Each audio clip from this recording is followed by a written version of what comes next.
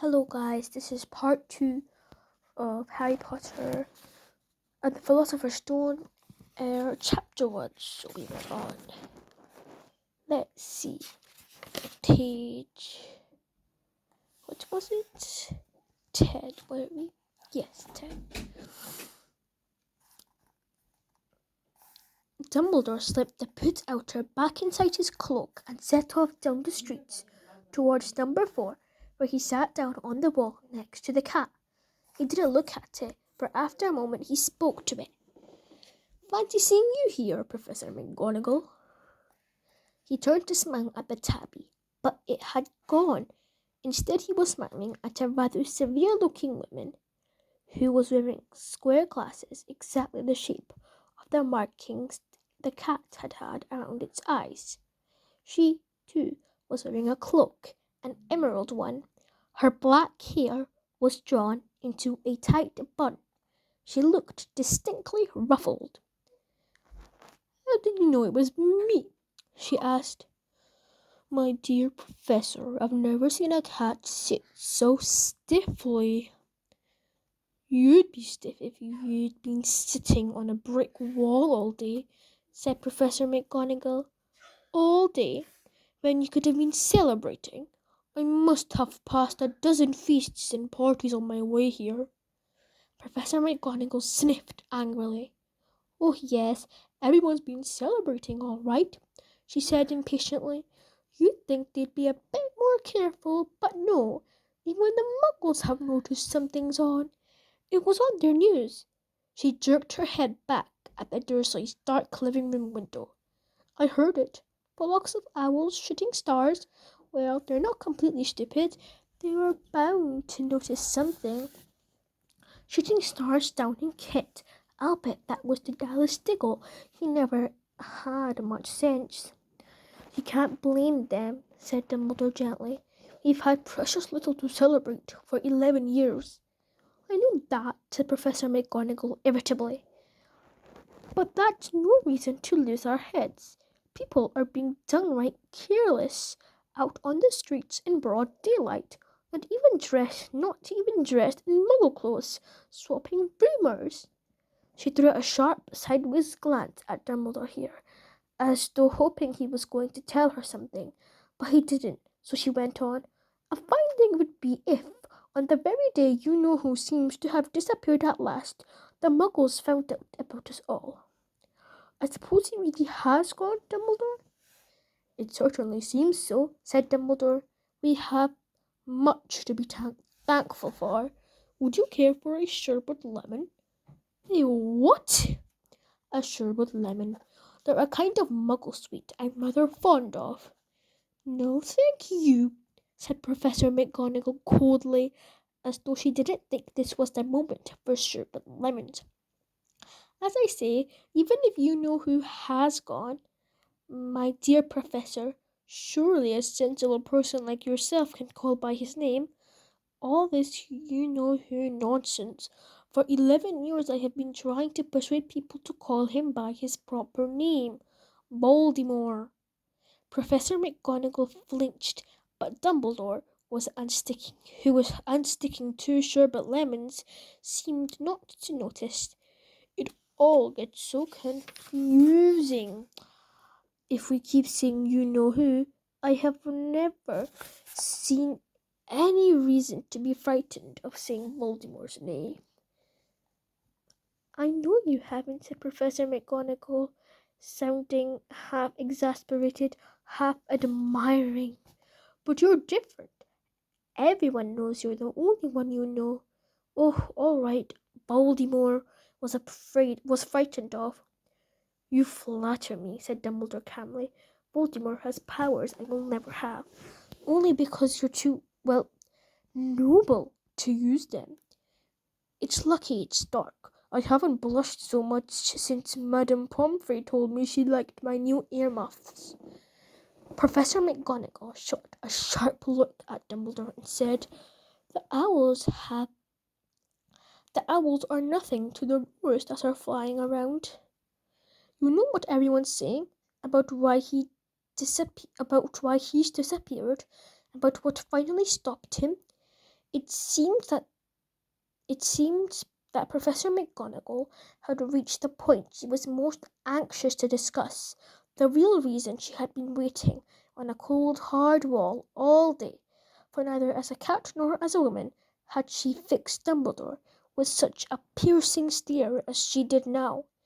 It was plain that whatever everyone was saying, she was not going to believe it until Dumbledore told her it was true. Dumbledore, however, was choosing another sherbet lemon and did not answer. "What they're saying," she pressed on, "is that last night Voldemort turned up in Godric's Hollow. He went to find the Potters. The rumor is that Lily and James Potter that they're dead." Dumbledore bowed his head. Professor McGonagall gasped. "Lily and James? I can't believe it. I didn't want to believe it. Oh, Albus." Dumbledore reached out and patted her on the shoulder. I know, he said heavily. Professor McGonagall's voice trembled as she went on. That's not all. They're saying he tried to kill the Potter's son, Harry, but he couldn't. He couldn't kill that little boy. No one knows why or how, but they're saying that when he couldn't kill Harry Potter, Voldemort's power somehow broke, and that's why he's gone. Dumbledore nodded glumly. It's true, faltered Professor McGonagall. After all he's done, all the people he's killed, he couldn't kill a little boy. It's just astounding. Of all the things to stop him. But how in the name of heaven did Harry survive? We can only guess, said Dumbledore. We may never know. Professor McGonagall pulled out a lace handkerchief and dabbed at her eyes beneath her spectacles.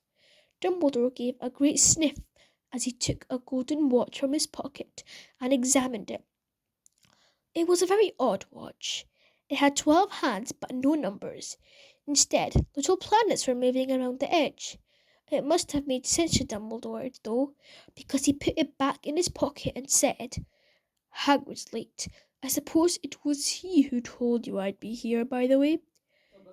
"Yes," said Professor McGonagall, "and I don't suppose you're going to tell me why you're here, of all places."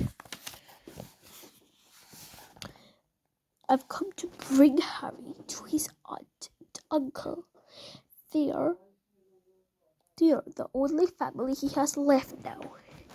You can't mean the people who live here," cried Professor McGonagall, jumping to her feet and pointing at number 4. "Dumbledore, you can't. I've been watching them all day. You couldn't find 2 people who were less like us. And they've got the son. I saw him kicking his mother all the way up the street, screaming for sweets. Harry Potter come and live here." "It's the best place for him," said Dumbledore firmly. "His aunt and uncle will be able to explain everything to him when he's older. I wrote them a letter." "A letter?" repeated Professor McGonagall faintly, sitting back down on the wall. "Really, Dumbledore, you think you can explain all this in a letter? These people will never understand him. He'll be famous, a legend. I wouldn't surprise if today was known as Harry Potter Day in future. There will be books written about Harry. Every child in our world will know his name." "Exactly," said Dumbledore, looking very seriously over the top of his half-moon spectacles. "It would be enough to turn any boy's head. Famous before he can walk and talk. Famous for something he won't even remember. Can't you see how much better off he'll be, growing up away from all that until he's ready to take it?" Professor McGonagall opened her mouth, changed her mind, swallowed, and then said, Yes, you're right, of course. But how is the boy getting here, Dumbledore?" She eyed his cloak suddenly, as though she thought he might be hiding Harry underneath it. "Hagrid's bringing him. You think it wise to trust Hagrid with something as important as this?" "I would trust Hagrid with my life," said Dumbledore. "I'm not saying his heart isn't in the right place," said Professor McGonagall grudgingly, "but you can't pretend he's not careless. He does tend to. What was that?" A low rumbling sound had broken the silence around them. It grew steadily louder as they looked up and down the street for some sign of a headlight. It swelled to a roar as they both looked up at the sky, and a huge motorbike fell out of the air and landed on the road in front of them. If the motorbike was huge, it was nothing to the man compared sitting astride it. Oops.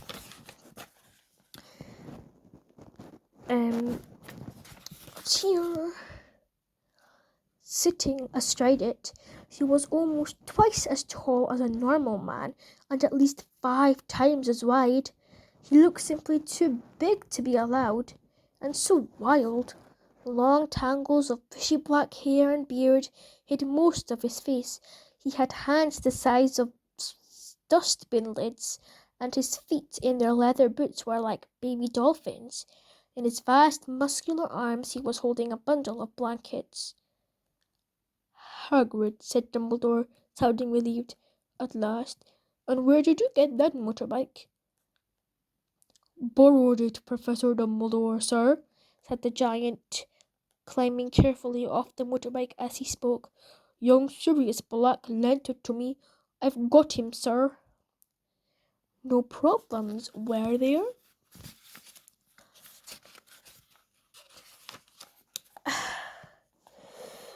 "No, sir. House was almost destroyed, but I got him out all right before the muggles started swarming around. He fell asleep as we was flying over Bristol." Dumbledore and Professor McGonagall bent forward over the bundle of blankets. Inside, just visible, was a baby boy, fast asleep. Underneath a tuft of jet black hair over his forehead, they could see a curiously shaped cut, like a bolt of lightning. "Is that where?" whispered Professor McGonagall. "Yes," said Dumbledore. "You'll have that scar forever." "Couldn't you do something about it, Dumbledore?" "Even if I could, I wouldn't. Scars can come in useful. I have one myself above my left knee, which is a perfect map of the London Underground. Well, give him here, Hagrid. We'd better get this over with." Dumbledore took Harry in his arms and turned towards the Dursleys' house. Could I say goodbye to him, sir?" asked Hagrid. He bent his great shaggy head over Harry and gave him what must have been a very scratchy, whiskery kiss. Then, suddenly, Hagrid let out a howl like a wounded dog. "Shh!" hissed Professor McGonagall. "You'll wake the muggles." Sorry," sobbed Hagrid, taking out a large spotted handkerchief and burying his face in it. "But I can't stand it. Lily and James dead, and poor little Harry off to live with muggles." Yes, it's all very sad, but get a grip on yourself, Hagrid, or we'll be found," Professor McGonagall whispered, patting Hagrid gingerly on the arm as Dumbledore stepped over the low garden on the doorstep, took a letter out of his cloak, tucked it inside Harry's blankets, and then came back to the other two. For a full minute the three of them stood and looked at the little bundle. Hagrid's shoulders shook. Professor McGonagall blinked furiously, and the twinkling light that usually shone from Dumbledore's eyes seemed to have gone out. "Well," said Dumbledore finally, "that's that. We've no business staying here. We may as well go and join the celebrations." "Yeah," said Hagrid in a very muffled voice. "I'd best get this bike away. Good night, Professor McGonagall. Professor Dumbledore, sir." Wiping his streaming eyes on his jacket sleeve, Hagrid swung himself onto the motorbike and kicked the engine into life. With a roar, it rose into the air and off into the night. "I shall see you soon, I expect, Professor McGonagall," said Dumbledore, nodding to her. Professor McGonagall blew her nose in reply. Dumbledore turned and walked back down the street. On the corner, he stopped and took out the silver put-outer. He clicked it once, and 12 balls of light sped back to their street lamps, so that Private Drive glowed suddenly orange, and he could make out a tabby cat slinking around the corner at the other end of the street. He could just see the bundle of blankets on the step of number 4. "Good luck, Harry," he murmured. He turned on his heel, and with a swish of his cloak he was gone. A breeze ruffled the neat hedges of Private Drive, which lay silent and tidy under the inky sky, the very last place you would expect astonishing things to happen. Harry Potter rolled over inside his blankets without waking up. One small hand closed on the letter beside him, and he slept on, not knowing he was special, not knowing he was famous, not knowing he would be awoken in a few hours' time by Mrs. Dursley's scream as she opened the front door to put out the milk bottles, nor that he would spend the next few weeks being prodded and pinched by his cousin Dudley. He couldn't know that at this very moment people meeting in secret all over the world were holding up their glasses and saying in hushed voices, "To Harry Potter, the boy who lived." So as you can see, there's chapter 2 of The Vanishing Glass. And we have done chapter 1, so this video will be over.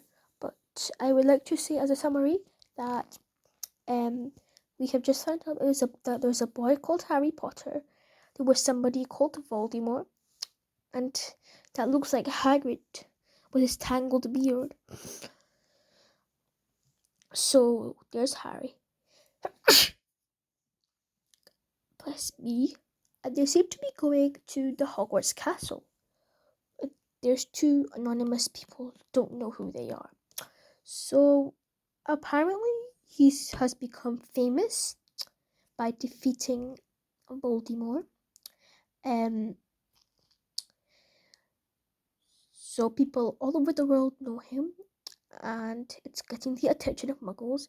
And he's going to go live with Muggles, which are, I think, normal people like us who don't know any magic at all. So I think I would like to see what happens next. But as you can see, we have finished today's video. So I wish you all a good day, and I will see you probably next week. Bye.